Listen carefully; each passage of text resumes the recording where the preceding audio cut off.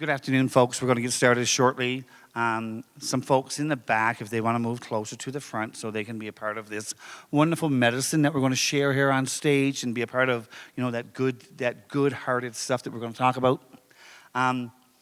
Welcome to today's session. It's Innovations in Palliative Care, Nurturing Healing Spaces, and Transformative Homes for Life.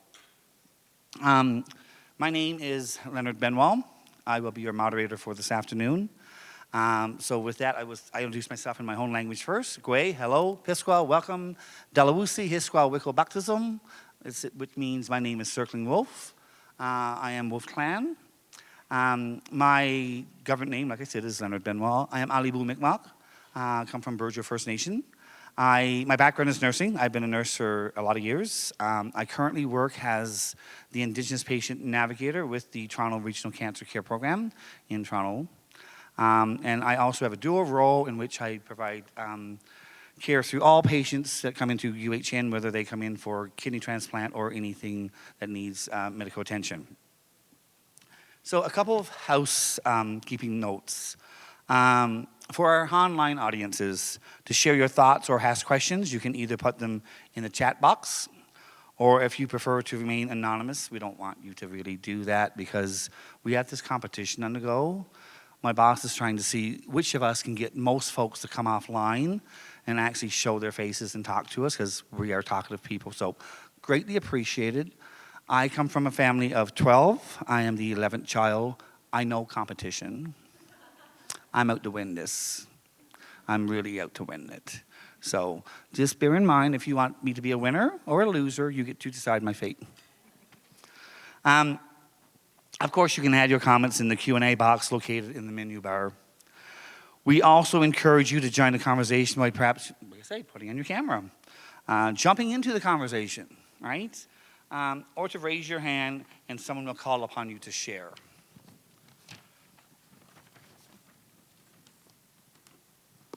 For our in-person audience, you people.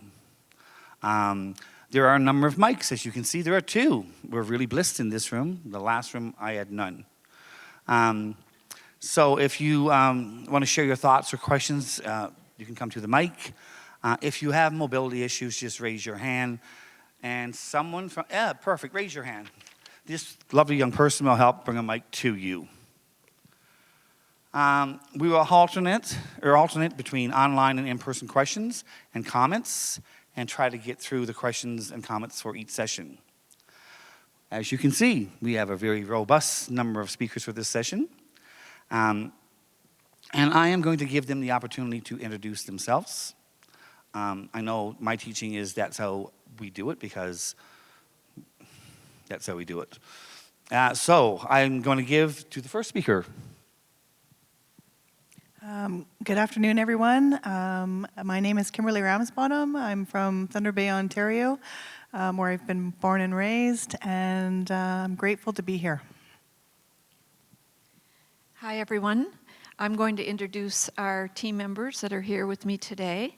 Noella is sitting beside me. Noella is a mother, a grandmother, and a great-grandmother. She has more than 30 grandchildren. Imagine. Yesterday I asked her, what is the latest number? She said, I'm not sure, but there's a new one last week. Family is a big part of Noella's life. She was born on December the 25th, and she is a gift to all that know her.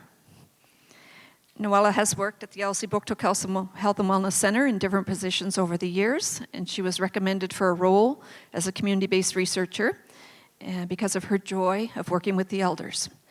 And she's quite a lot of fun to be around. She's very quick-witted and entertaining. She keeps us laughing. Beside Noella is Margaret Ann. Margaret Ann is the coordinator for the Elsie Buktuk Elder Center and Home for Life team member. She is a woman with leadership abilities, for sure, and she makes everything run smoothly.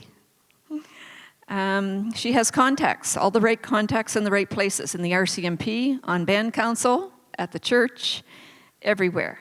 She works very hard for her community with a special interest in the elders. Give her a challenge and she meets it and goes above and beyond. Anita. Anita is a mother, grandmother, and a great-grandmother. She is a strong woman and a respected community elder. She is a spiritual leader who provides comfort to many community members during illness and at the end of their life journey. She is an amazing person who is always up for a challenge, and in my estimation, she can do anything. She's lots of fun to be around and loves to laugh and make others laugh. If you can get her to tell any jokes, you'll see what I mean. Those are the great ladies that I'm working with. Thank you, Jen. I'm honored and privileged to introduce Jen as we know her. Jen is a wife, a mother, and a grandmother to 2 beautiful girls and a grandson on the way. Jen is one spectacular woman. She's a consultant and a researcher. She has been with us since 2020 at the beginning of the pandemic. She is the founder of the assessment tool, which is recognized across the nations. She brought projects to our community such as dementia care, end-of-life care. Jen is now working alongside of us trying to get a long-term care facility in our community, which is terribly needed. We wouldn't be where we are today if it wasn't for Jen. We are honored to be on her side and by her side today. We love you, Jen.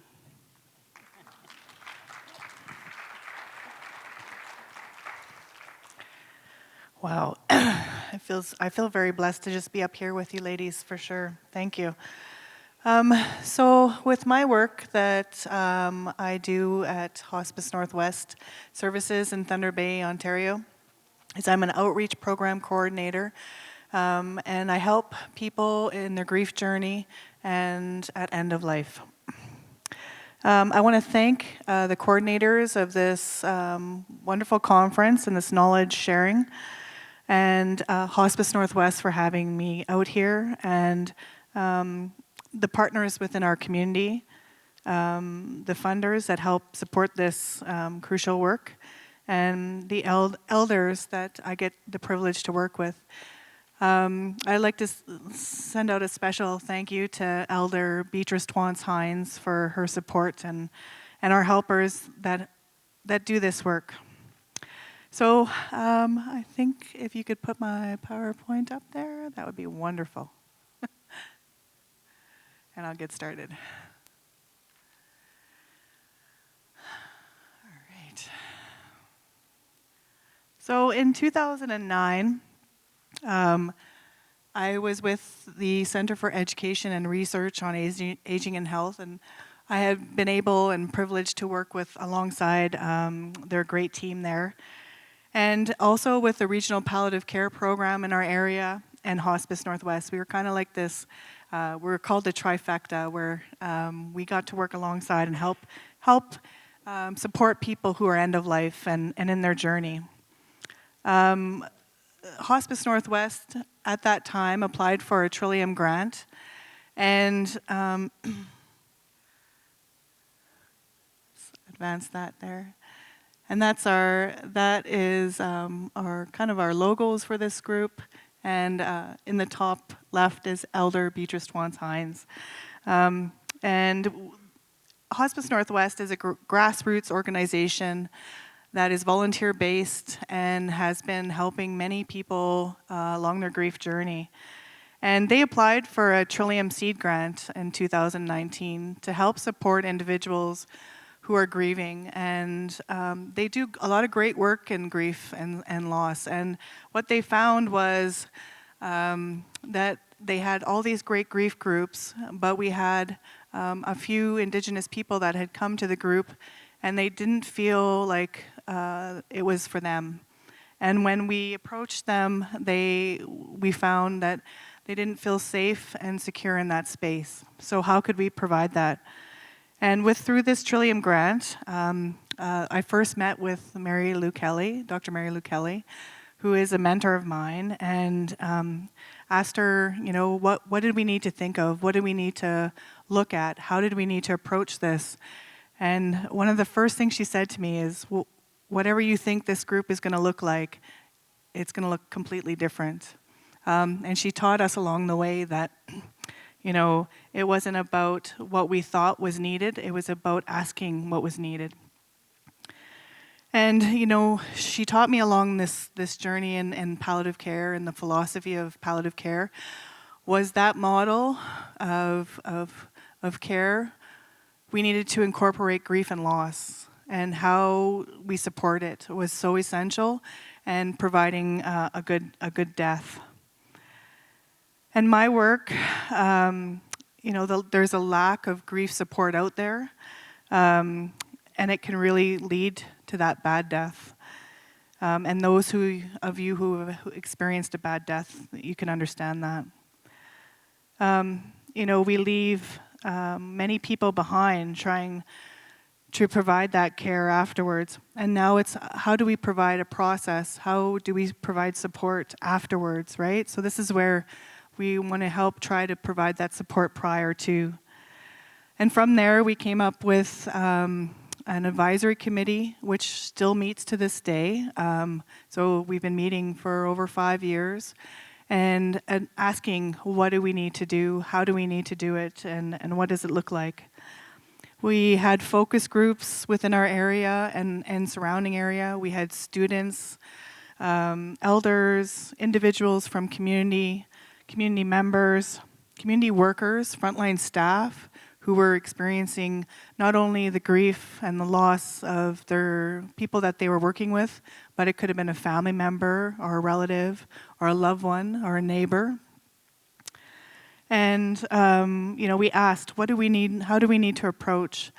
And one of the things that we recognized early on was the importance of a two-eyed seeing approach, and gaining the strength and the knowledge and wisdom from the Indigenous communities, as well as Western knowledge and theory and grief and loss. So I want to thank here Fort William First Nation and the wonderful work they did in this model here, and how we support grief. We give this great little kind of visual to each person that attends our grief and loss support group. And it's, we talk about theory in this, but we really found that our approach and building trust and building a grounded space for people to share was very important. And what we found was this group that was created, the Gushkandamade, Be Grief from the Heart, Grief and Loss Support Group, was kind of very fluid. It wasn't about us creating this agenda of, you have to cover this A, B, and C, and D in order for people to get what they needed. Sometimes it was, we threw that agenda out depending on the participants and what they needed at the time. Meeting people where they're at, that was one of probably the most important lessons we got. And we have many different components of the group and how we share the space that we create, and tapping into the wisdom and strengths of the individuals and the participants of the group. They had done, their own coping, and they have their own strengths, and how do we share that with the group, and how do we communicate that? We give information on grief and different types of grief and how it can manifest in us, and that's why we love this model on here. And we look into the whole being and how it's affected by grief. So if we think about that Indigenous wellness framework, we look at that whole being, how their whole being is affected by grief and loss.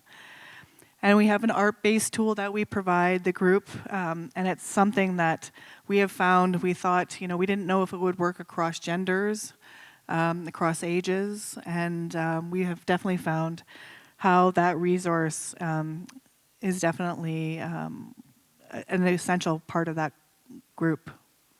And this is a little bit of that art-based project that we do here. And in 2021, we knew that we had something that was tangible and that was working. And we thought, well, what do we do now? Where do we go? What is the future of this group? And we approached First Nations Inuit Health Branch with this work and what we found and how people were being affected by grief. 78% of the Indigenous population in Ontario is located in northwestern Ontario. And we had a lot of people and a lot of communities that were suffering from cumulative grief. And how could we help support that grieving process? And in 2021, FNIB said, we want to help support you, and they funded us. And now we are, we're kind of bringing this group out to different communities, and also we are training individuals and helpers along the way across Ontario. So we're working from the Manitoba border onto the Quebec border. And working and building capacity within communities, we're finding that's the way to train helpers. And we have over 70 individuals across Ontario that have been trained in this group and helping and support this group. We're on to, at the end of the month, we're on to Mississaugas of the New Credit First Nation, and we can't wait to get out there, and we have 15 staff that are wanting to be trained and helping support their community members. And I was in this wonderful session this morning, and I got to hear Diane, and I love what she said when she said, once you train within a community, it starts a conversation. I thought that was so impactful, and it really speaks to what we're doing. And bringing grief to the forefront is such an essential part of the palliative care process. And that's what we're really trying to do, is to help not only the individual who is grieving their terminal illness, but also the individuals that are caring for them and supporting them and loving them.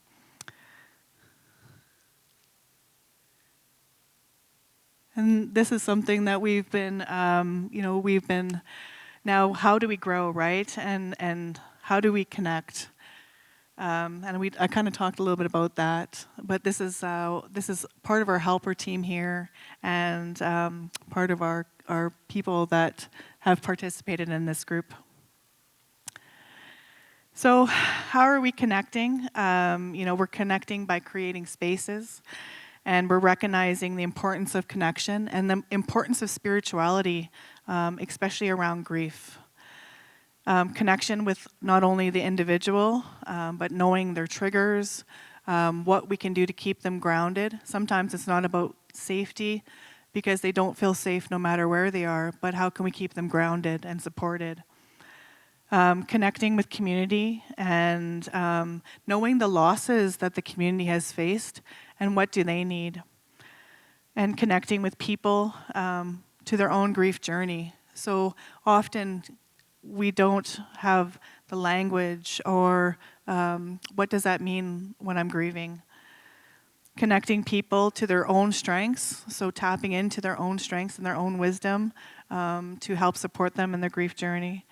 And connecting for future support. So what do they need going forward? How do we support in a continued journey? Knowing that grief is not something that you get over. Grief stays with you forever. And how are you supported through that journey continually? And it's really about finding the process within, right? So not everyone here will experience the same process, but it's about recognizing your own process and what's important to you. And here, this is a great group of people that we were able to help support in this training and bring this training out again across Ontario. And since the beginning of this group, the Gushikan Grief and Loss Support Group, we've helped support people in their journey, creating spaces and that sacred space for people to feel safe enough to share. But the one thing that we have found is the importance of creating a space to have acknowledgement of grief, validation of their feelings and what's happening, validation of their experience, and continued support if they need that.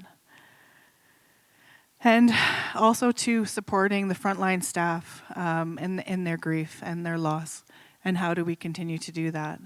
And sometimes it's through information sessions with staff. Sometimes it's going into community and giving information on grief and loss support firstly, and then possibly delivering the group, which is Indigenous-led, which is very important that people, again, recognize and feel grounded within the space that they're at, but also to that we create that space and that connection to their grief journey. And for frontline staff, they often are not recognized, and within even the culture of their agency, right? We're told in healthcare that we're supposed to have thick skin, and that our grief is often not acknowledged. So we talk to frontline staff and give them that information. And sometimes it's about, again, training staff within that community so that they can provide this support. And I think that's it for me.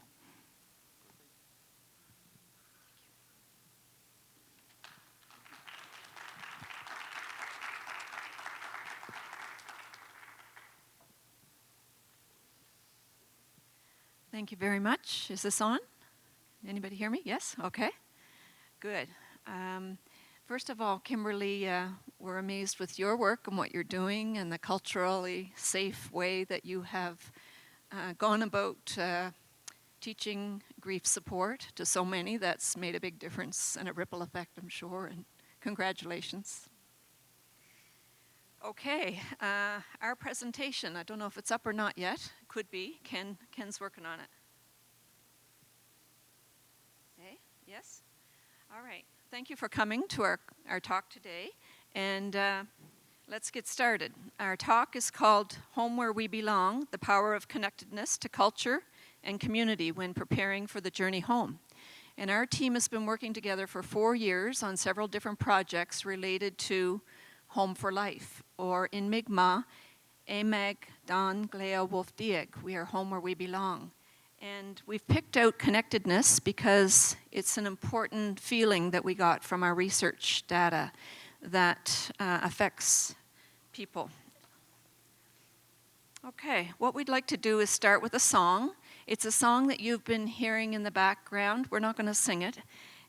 It's been in the background the last day or so around the conference. But we're going to play the whole song and the video that goes with it. It's by a beautiful young woman from Eskasoni First Nation, a Mi'kmaq woman, and she sings Una Magi. And this song was written by her music teacher, Carter Chasson. And so I'll see if I can put it on for you. It resonates with our research because it talks about, the home for life in your community. It's about belonging, and it's about connectedness, and it's about community being life-giving. So let's see if I can do this now.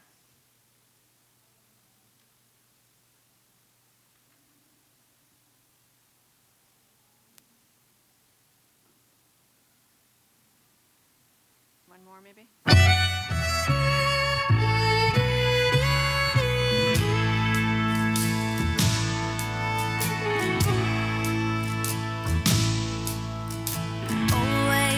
Live on in the land of the dawn, in the hearts of the old and the young, where the sweet grass grows so wild and so free, where the big sea, Unamhagi.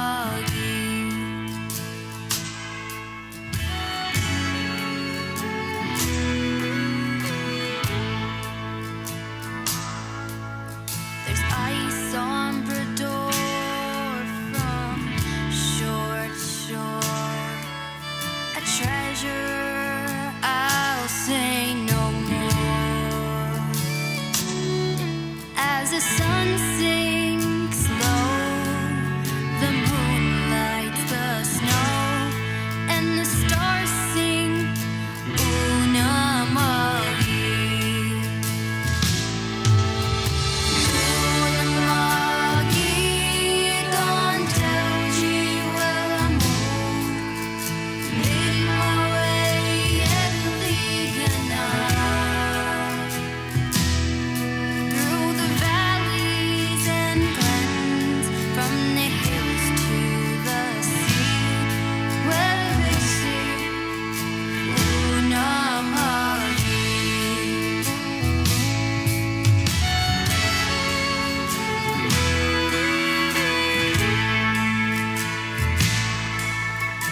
gather at night by sacred firelight, one with the earth and the sky. Grandfathers burn bright, brighter than light, all across Unama'ki.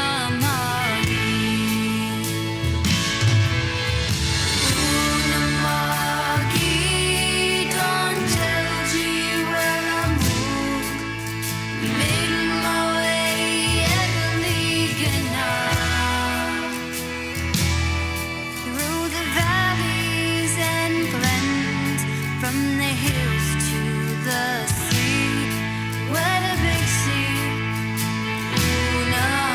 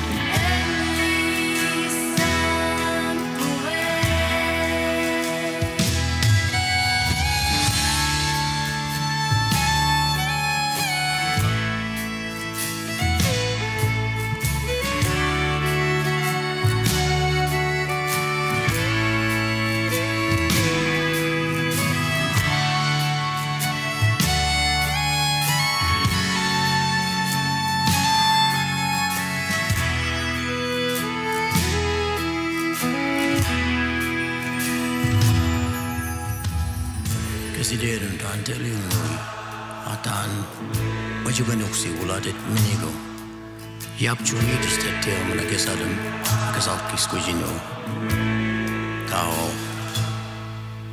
From sunrise to sunset and all through the night, my heart's on the island of Isles.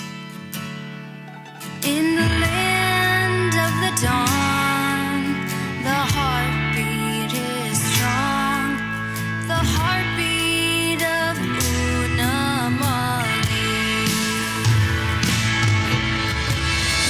Unama'ki, don't tell G where to move, make my way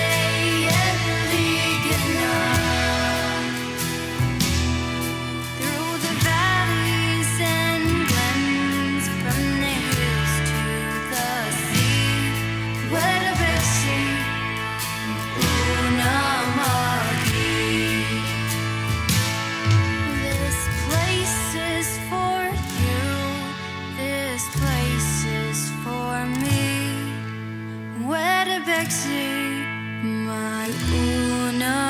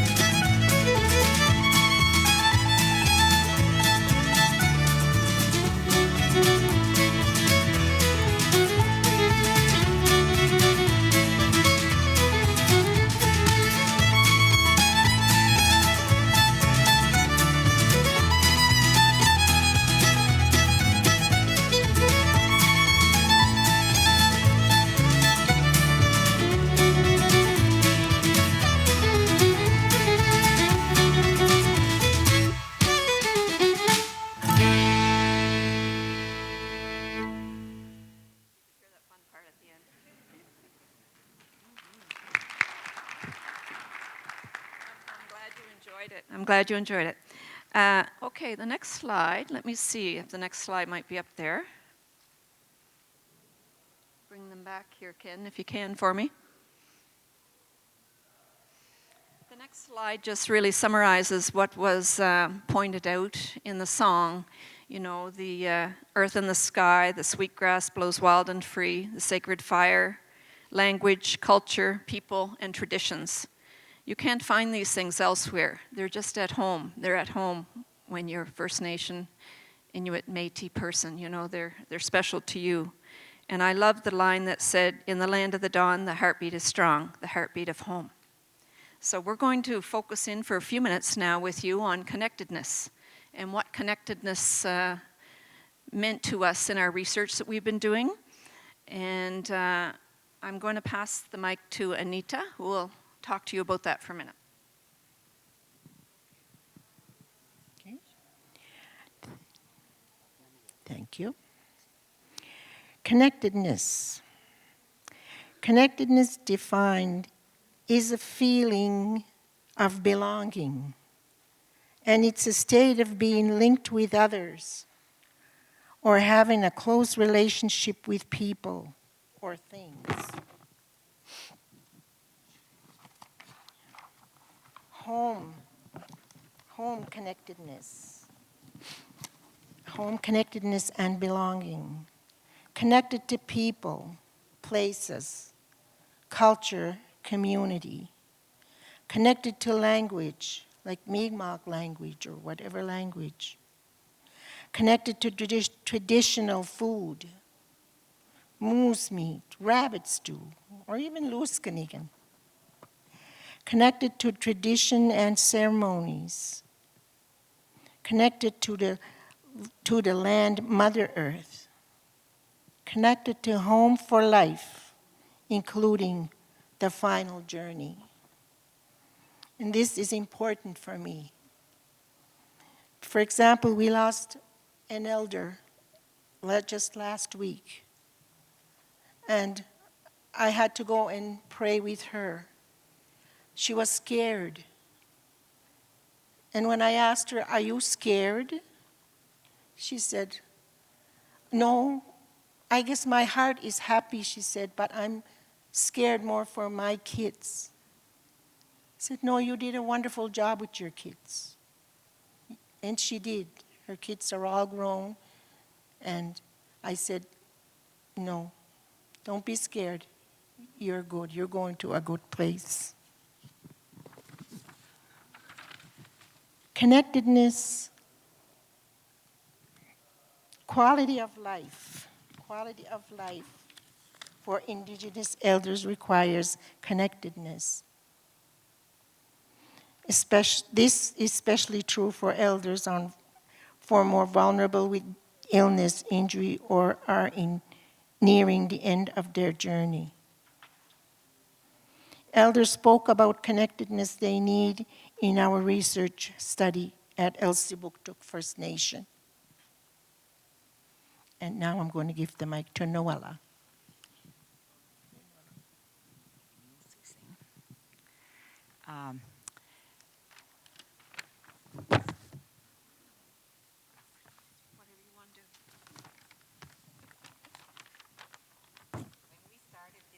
When we started this program, we were given a logo to go by, and but Who developed the logo? we did it. Oh, yes, okay. And then, okay, so we had to work on it, though. We had to analyze it, and we had to break it up to see what we liked, and also what the images represents and what it meant to us. And this is what we came up with. The teepee, is it on? Yep. The teepee represents a home or house where our ancestors used to live.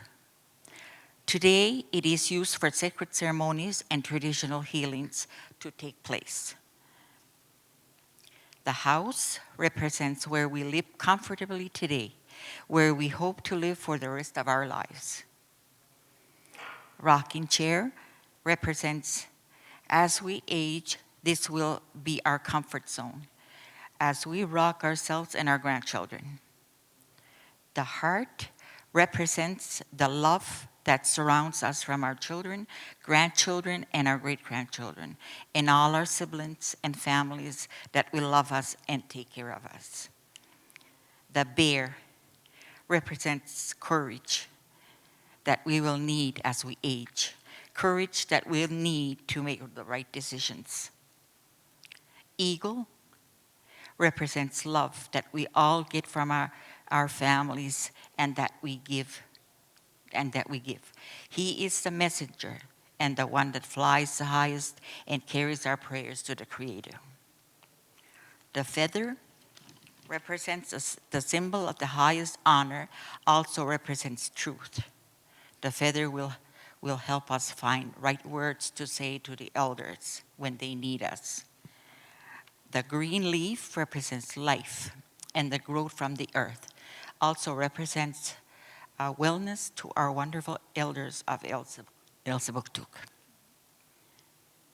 And feathering between the circles represents continuity of life. We did a research study. Amekdan Leotiek. We are home where we belong. Home for life. 4 objectives. We found 4 objectives, 5 emergent themes in the findings. Elders spoke. We listened by acting. So these are the words from the elders. One elder said, I want to be home for the rest of my life. It is more comfortable, has a lot of memories at home. My home is my home. It's an elder from El Sibuktuk First Nation. This other one says, if I have to die, I want to die peacefully, but I don't know where. That is really tough question. I do not want to die alone. This is the first time I thought about this, and it's another elder from El Sibuktuk. I would love to see a nursing home. A lot of them said that. I would like to see a nursing home here and have our own native people working there because of the language.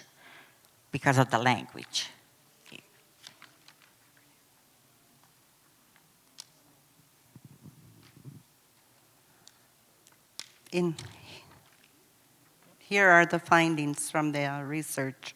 Holly said this: to improve access to culturally relevant palliative care services for First Nations communities, local palliative care programs need to be developed.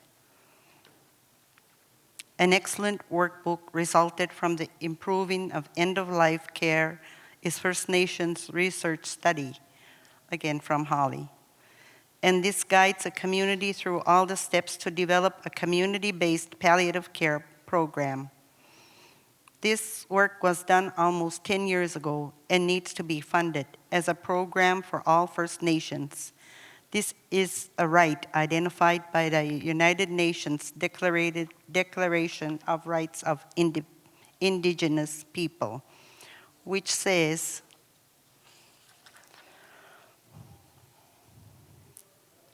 United Nations Declarations on the Rights of Indigenous People, Article 23, Indigenous peoples have the right to be actively involved in developing and determining health, housing, economic, and social programs affecting them, and to administer such programs through their own institutions.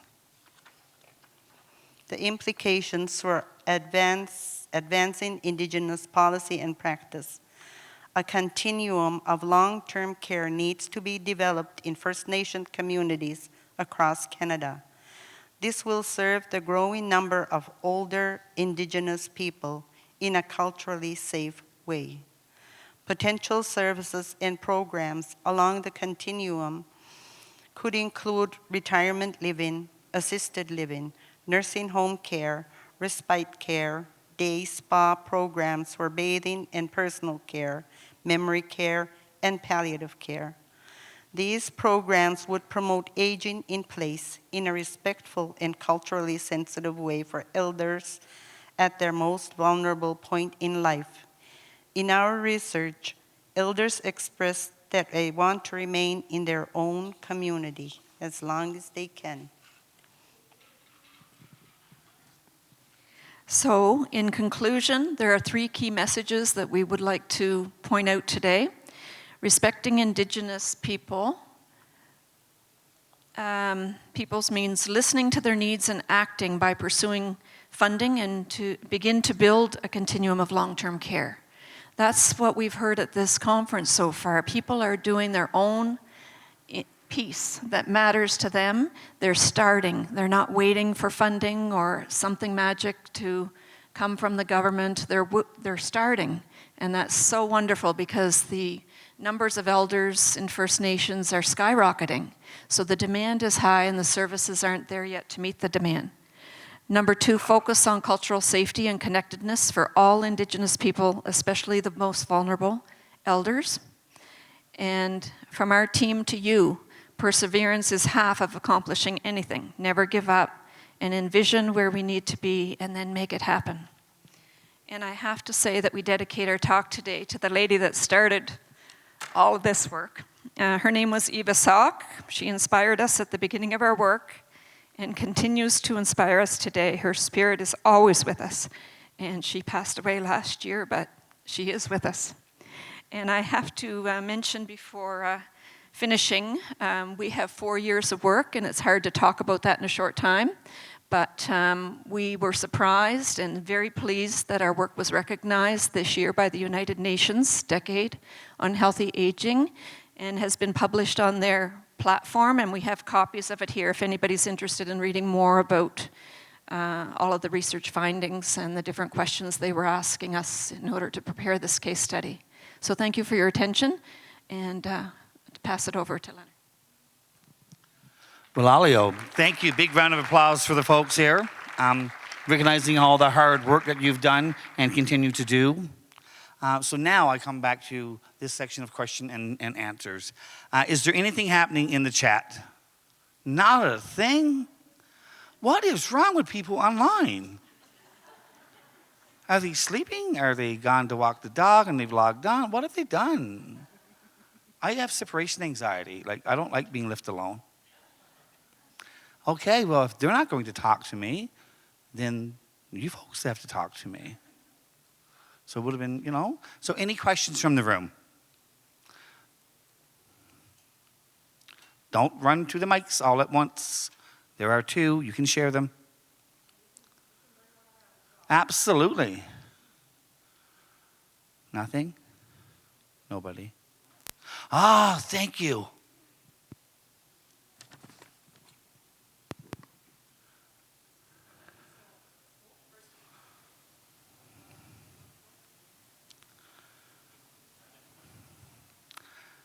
Remember we said we had mics? Not sure. Hi, I'm Mary Lou Kelly, and it's not so much a question as a compliment.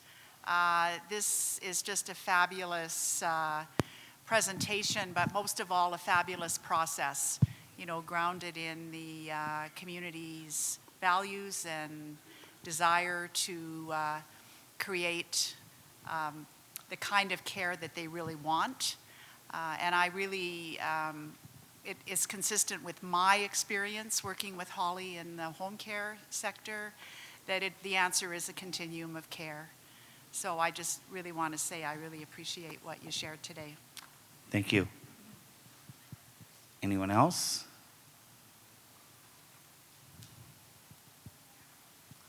Yes, we have someone. Hi, my name is Selena Carter. I'm a nurse and research scientist with St. Elizabeth Healthcare, coming to you from Toronto. And as a researcher, I was really interested in both of you developing these beautiful community-led sort of theoretical frameworks or models that seem to guide your projects. And I was wondering if you could talk a little bit more about how they came together and how they maybe acted as a guiding framework for your project throughout, or how they evolved. Thank you. Thank you very much for that question, and that's a great question. And I can tell you from our experience, we started our project in 2020 when COVID started at the beginning of March. And we decided not to stop because I told the girls here, nobody told us to stop. So we kept going. And we proceeded with our 6 education sessions to prepare our team. We had a lot to learn together, so we would be on the same wavelength and understand each other. And I learned a lot, and they learned a lot too, I guess. And one of the talks was on cultural competence, and Eva Sock would only take one person to speak to us on that topic, and that was Dr. Imelda Purley. So I had a very big email to write to her to convince her to come, because I couldn't fail, because Eva said we needed to hear from her. And at the end of her presentation to us, which was quite amazing, I said to her, how are we going to ask the questions that we have of the elders? Like, how are we going to do that so that it's okay for them? And she said, after thinking about it for quite a few minutes, she said, they will have to be asked in their own language. So immediately it changed our whole research study, because I decided I had to step back from being a researcher, which is a very hard thing for a researcher to do, especially one that was a nurse for 30 years and just became a researcher and got this first big research grant. And I thought, I'm going to do it because it's the right thing to do. And so these ladies, you tell about what happened next. We invited a group of elders to the Elder Center, and we had a sign-up sheet. They had an option to, if they wanted to participate, and a lot of them did. We had 30 people. And we made a schedule for each individual, and we took them to the one room, and we did the survey with them, and we learned a lot. We had to do debriefing after each session. And it was really amazing what we did. We spoke to them in Mi'kmaq, and that's what made it more meaningful, I guess. Yeah. Mm-hmm.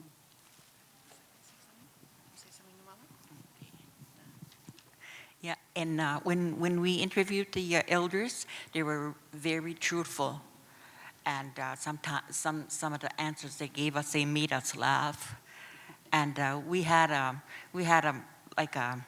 meal thing for the elders, and we gave them the food that we thought was healthy and everything, and so one elder said, "Why can't you cook us some?" Good food, like real Indian food. He says, like fish and, potatoes and stuff like that. So we're tired of eating that grass. They meant the salad. So I thought that was funny, and I told the girls, and after we were debriefing, it was like a, help for us because we had a laugh. Okay, thank you. I guess I really, really enjoyed the connectedness with elder to elder, talking in our own language, and we communicated in our own language with them, and that was the best part of this, I think. Thank you. And I'll just say one final thing. We have project funding now to scale up our work to all First Nations in New Brunswick, and we have someone here from Metapanagia who did have us in their community, and we had a beautiful experience going to Metapanagia, and we thank you for your hospitality, your kindness to our team. We offered to provide refreshments and lunch and so on, but a lot of the communities want to provide lunch to us, and some have provided a gift to the ladies, and just amazing things. It's been, we called our strategy, we used the WHO ExpandNet conceptual model for scale up, and if you're familiar with it, the center part is a scale up strategy, and we designed or developed what I think is unique. We called it nation to nation, elder to elder. And we went to the chief in the community first, got commitment. We went to the home and community nurses in the community, got commitment, and recruited the community, recruited the elders. The home and community nurses were crucial in bringing in the elders. And from there, it was fun and games.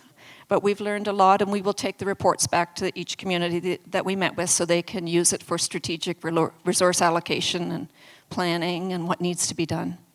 Sorry. No, sorry. To answer your question, with us, we also were started this process in April of 2020. So we started with this this idea, and we didn't know if we should go forward during COVID, and we were told that this work should not stop, and it needed to go full force. And when we met with, we sent out an expression of interest to different communities and agencies that we worked with, and also to elders, and had, a process of focus groups, an advisory committee. We tried to see if, we did a pilot group to see if it was something, if we were on even the right kind of course. And I remember going to the first group, and as a, working in research, I thought I was going to sit on the sidelines and type at my computer and watch all the highlights of the group. And I was immediately told by an elder that no, that's not the way it works. You've got to come in and you have to experience it for yourself. And during that process, I was, able to acknowledge even my own grief and to feel that connectedness that was so important. But we learned along the way it was about the fluidity of the group, and it was really dependent on the participants that needed that process, and recognizing that it was never going to look the same. Every group was going to be very different and dependent on what the needs of the participants were, especially spiritually, whether they were traditional or spiritual or religious. And we really had to take that into, every group is very dependent on the needs again, and spiritual needs. And noticing that was a big difference in the grief groups that were out there in the community. It was the connectedness with spirituality and the fluidity of the group. Thank you. I would like to recognize that we have a speaker. Thank you, Leonard. Shelley Corey from Canadian Virtual Hospice and Canadian Grief Alliance, and thank you so much, Miigwech. Great respect for the work that you're doing. It's incredible. We, as part of the Canadian Grief Alliance, we are putting together a Next Steps action plan to present to government in 2025. So I will be following up with you and everybody online who would like to feed into recommendations to the Government of Canada about what needs to be done, what the priorities are for supporting Indigenous people's grief across the country. So thank you again. I will be following up with all of you after the session. This has been really terrific, and thank you to the organizers for recognizing grief and the important place that it has in our life. Thank you. Absolutely. Hi, thank you so much for your presentation. And I just wanted to ask a question about kind of your findings and presenting them back to the community. So Kimberly, I wanted to ask you about the medicine wheel that you shared. Is that something that is shareable, that some of us that work in Indigenous health could access? And was there a way that was kind of, those findings were shared with the community? And then as well, this amazing team here, things like your logo and your findings, do you have any advice for those of us that are doing other work, how to share those findings and those amazing things that come out of this research and the work you're doing with community? Thank you for your question. The one thing that when we started this was the importance of bringing what we found back to each individual that participated, in our focus groups. Our advisory committee, again, still meets, 5 years later. We just had a meeting a week ago, and they guide us, right? They help us making sure that we're on the right path. But community, engagement and acknowledgement of every community that brings us value and gives us that knowledge along the way. It's really important that we, like Fort William First Nation and that that model that was shared with us, we have that on our website and hospicenorthwest.ca. We would definitely share that with anybody. I think it's a great tool to help with community members and just acknowledging their grief and how it can manifest within them. We share all our resources, and thank you to Canadian Virtual Hospice. We are a huge supporter, and that's one of our resources that we share. Mygrief.ca is, at 2 o'clock or 3 o'clock in the morning when there's no one else to talk to. We share that with every participant because it's of value. There's often no space for anybody to be supported at 3 o'clock in the morning. So we encourage that space. And thank you for Virtual Hospice for everything that you do as well.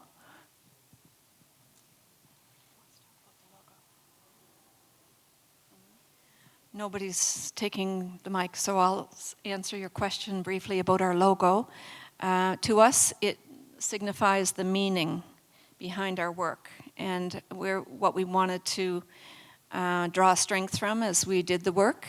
And it was a contest that we had, and a younger member of our team that's not here today designed it initially, and then these ladies added to it because she's a different generation than they are, and so it became more intergenerational to reflect what the younger Destiny was thinking and what the ladies here are thinking, so that everybody could know going forward that it was what we wanted to be able to express what we were about.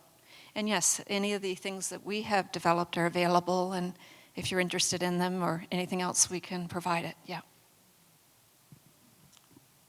Thank you. You get the last question. You have 1 minute for question and answer. Okay, I'll talk really fast. 30 seconds. Phil Carver-Hill. I'm a psychologist and ally with Muskeg Lake Cree Nation. Tansy Miigwech for raising up and shining a light on the significance, the importance of grief. And I wanted to ask a question in terms of the Western sort of information that you bring in as part of all of this. That have you found a particular contemporary model of grief that has resonance with and in Indigenous communities, as compared to even what we're doing in the larger scope of debunking, the stages of grief that we do not move in this sequential linear fashion. But with all that we've learned since 1969, is there a model or a couple of models that you draw upon particularly? That's a great question. You leave it for now. Who would like to tackle that in 30 seconds? Okay, well, thank you for that question. Yes, we definitely come from a model like Wolfelt, Alan D. Wolfelt, and his theory on there's no getting over grief. That we allow a space for people to share their stories and be validated and acknowledged, and I think that's one of the most important things we can do. We definitely don't, about the theory, the Western theory, it's about naming it, right? So what types of grief people go through. We have aha moments in every group. It's like, oh, I see that, I know, I feel that. Sometimes it's different types they're experiencing all at once, right? So just giving it a name, giving it a space, and showing them that there is a process for everyone, and that it's a very individualized and unique experience. So we definitely come from that theory of, everyone's journey is very unique, but you have to find your own process to explore that and to help your, support going through it. Thank you, Kim. So now we are going to take our afternoon break.